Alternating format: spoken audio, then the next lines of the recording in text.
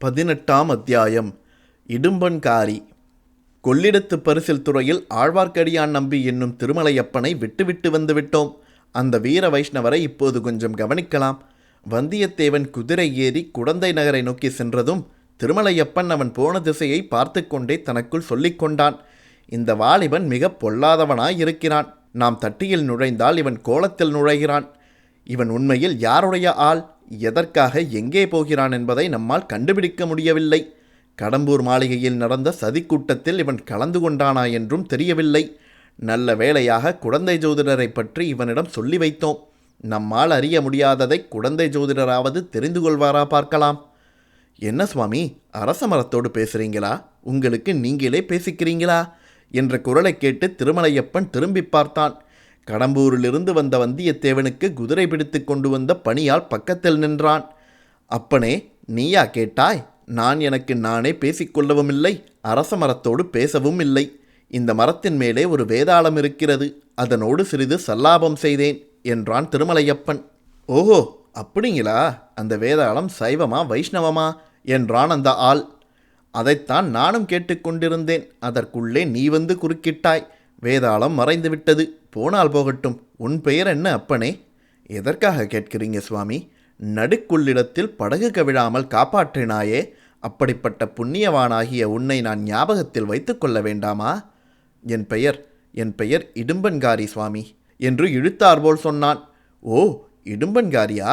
எப்போதோ கேட்ட ஞாபகமாயிருக்கிறதே. இடும்பன்காரி அப்போது ஒரு விசித்திரமான காரியம் செய்தான். தன்னுடைய விரித்த கைகள் இரண்டையும் ஒன்றின் மேல் ஒன்றை குப்புறுத்தி வைத்துக்கொண்டு இருவோரத்து கட்டை விரல்களையும் ஆட்டினான். ஆட்டிக்கொண்டே திருமலையப்பன் முகத்தை பார்த்தான். அப்பனே, இது என்ன சமிக்ஞை? எனக்கு விளங்கவில்லையே என்றான் திருமலை. இப்போது இடும்பன்காரியின் கரிய முகம் மேலும் சிறிது கருத்தது. கண்புருவங்கள் நெறிந்தன. நான் ஒன்றும் சமிக்ஞை செய்யவில்லையே என்றான். செய்தாய், நான் தான் பார்த்தேனே. பரதநாட்டிய சாஸ்திரத்தில் திருமாலின் முதல் அவதாரத்துக்கு ஒரு அஸ்தம் பிடிப்பதுண்டு. அது மாதிரி செய்தாயே. திருமாலின் முதல் அவதாரம் என்றால் அது என்ன? எனக்கு தெரியவில்லை சுவாமி. விஷ்ணுவின் முதல் அவதாரம் தெரியாதா?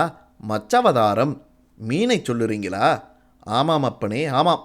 நல்ல வேளை சுவாமி, உங்கள் கண்ணே விசித்திரமான கண்ணாயிருக்கிறதே. வெறும் மரத்தின் மேலே வேதாளம் தெரிகிறது, என் வெறுங்கையிலே மச்சவதாரம் தெரிகிறது. ஒருவேளை மீன் பேரிலே சாமியாருக்கு கொஞ்சம் ஆசை அதிகமோ? சேச்ச, அந்த மாதிரியெல்லாம் சொல்லாதே அப்பனே. அது போனால் போகட்டும். நம்மோடு படகிலே ஒரு வீர சைவர் வந்தாரே, அவர் எந்த பக்கம் போனார் பார்த்தாயா? பார்க்காமல் என்ன, பார்த்தேன். நான் குதிரை வாங்க போன பக்கம்தான் அவரும் வந்தார். உங்களை பற்றி திட்டிக்கொண்டே வந்தார். என்னவென்று என்னை திட்டினார்? உங்களை மறுபடியும் அந்த வீர சைவர் பார்த்தால் உங்கள் முன்குடுமையை சிரைத்து தலையை மொட்டையடித்து, ஓஹோ, அந்த வேலை கூட அவருக்கு தெரியுமா? உங்கள் திருமேனியில் உள்ள நாமத்தையெல்லாம் அழித்துவிட்டு திருநீற்றை பூசிவிடுவாராம். அப்படியானால் அவரை கட்டாயம் நான் பார்த்தே ஆக வேண்டும். அவருக்கு எந்த ஊர் என்று உனக்கு தெரியுமா? அவருக்கு புள்ளிருக்கும் வேலூர் என்று அவரே சொன்னாருங்க. அந்த வீரசைவரை போய் பார்த்துவிட்டுத்தான் மறுகாரியம். அப்பனே, நீ எங்கே போகப் போகிறாய்? ஒருவேளை நீயும் அந்த வழி வரப்போகிறாயோ? இல்லை, நான் எதற்காக அங்கே வருகிறேன்? திரும்பி கொள்ளிடத்தை தாண்டி கடம்பூருக்குத்தான் போகிறேன். இல்லாவிட்டால் எஜமானர் என் கண்ணை பிடுங்கி விட மாட்டாரா?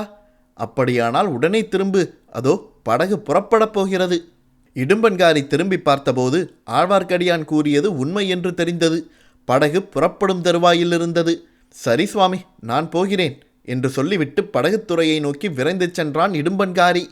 பாதி வழியில் ஒரு தடவை திரும்பி பார்த்தான். அதற்குள் ஆழ்வார்க்கடியான் ஒரு விந்தையான காரியம் செய்திருந்தான்.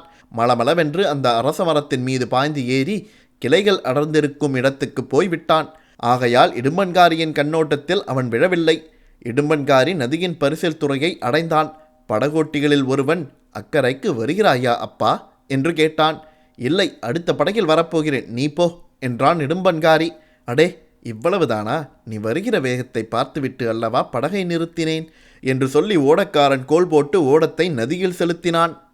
இதற்குள் அரச மரத்தின் நடுமத்தி வரையில் ஏறி நன்றாக மறைந்து உட்கார்ந்து கொண்ட திருமலை, ஓஹோ, நான் நினைத்தது சரியாக போயிற்று. அவன் படகில் ஏறவில்லை, திரும்பித்தான் வரப்போகிறான். வந்த பிறகு எந்த பக்கம் போகிறான் என்று பார்க்க வேண்டும். இவனுடைய கைகள் மச்சஹஸ்த முத்திரை காட்டியதை நான் நன்றாக பார்த்தேன். அதன் பொருள் என்ன? மீன் சின்னம். மீன் சின்னம் எதை குறிக்கிறது? ஆ, மீன் பாண்டியனுடைய கொடியில் பொறித்ததல்லவா? ஒருவேளை ஆகாஹா, அப்படியும் இருக்குமோ? பார்க்கலாம், சிறிது பொறுமையுடனே இருந்து பார்க்கலாம். பொறுத்தவர் பூமி ஆழ்வார், பொங்கியவர் காடாழ்வார். ஆனால் இந்த காலத்தில் பூமி ஆள்வதைக் காட்டிலும் காடு ஆள்வதே மேலானது என்று தோன்றுகிறது. ஆனாலும் பொறுத்து பார்க்கலாம். இவ்விதம் அரச மரத்திலிருந்த அருவமான வேதாளத்தினிடம் திருமலை சொல்லிக் கொண்டிருந்தான். விரைவில் அவன் எதிர்பார்த்தபடியே நடந்தது. படகு இடும்பன்காரியை ஏற்றிக்கொள்ளாமலே சென்றது. இடும்பன்காரி நதிக்கரையில் இருந்தபடி அரச மரத்தடியை உற்று உற்று பார்த்தான். பிறகு நாலா திசைகளிலும் துளாவி பார்த்தான். ஆழ்வார்க்கடியான் எங்குமில்லை என்பதை நன்கு தெரிந்து கொண்டு திரும்பி அதே அரச மரத்தடிக்கு வந்து சேர்ந்தான். இன்னும் ஒரு தடவை சுற்றும் முற்றும் நன்றாய் பார்த்துவிட்டு அந்த மரத்தடியிலேயே உட்கார்ந்து கொண்டான்.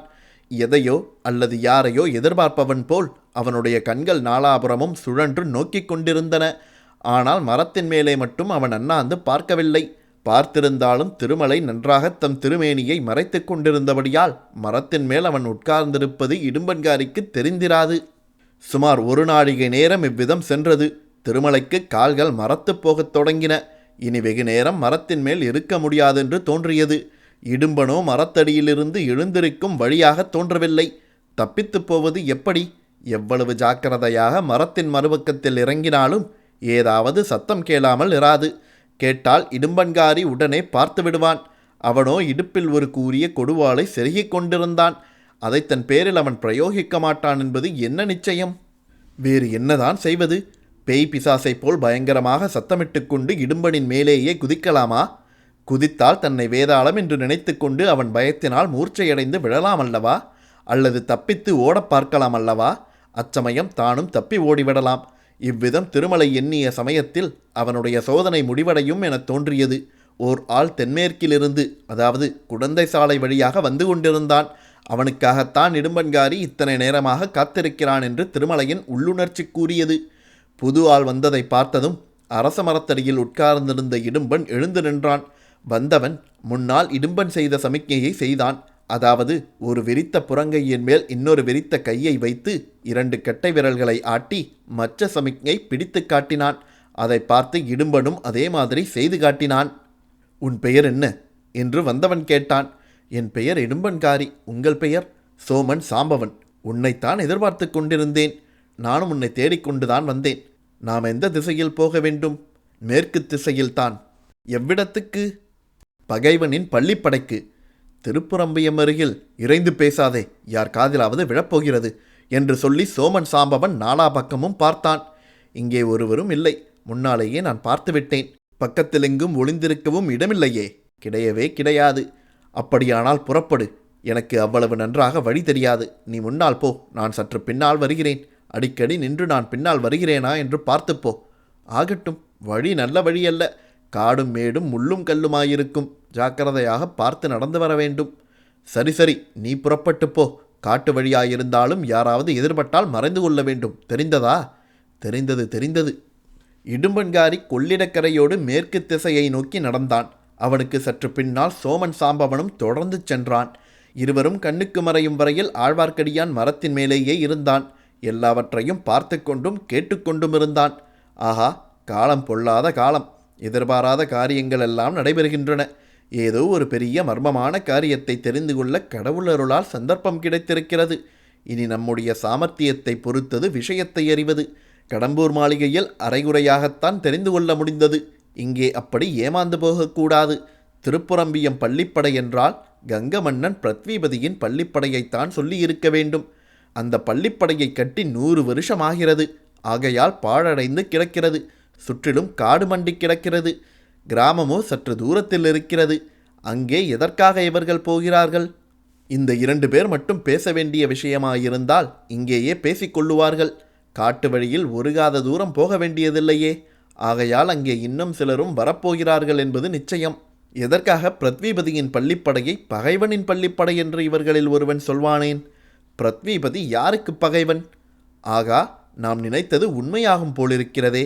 எதற்கும் பார்த்து தெரிந்து கொள்ளலாம். இவர்கள் கொள்ளிடக்கரையோடு போகிறார்கள்.